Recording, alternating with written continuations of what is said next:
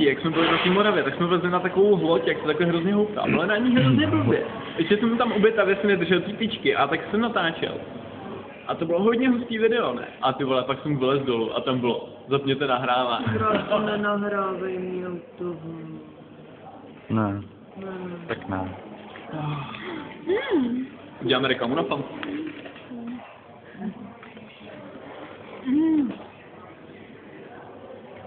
Prostě díky tak daleko.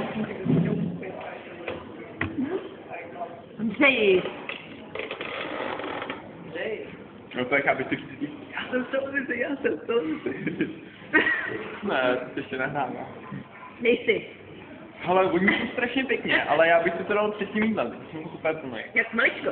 Já se zkusím Ne, nahrát. ne, abych ti tam nepřidal něco. Ondro, prosím tě, jsi jak malej.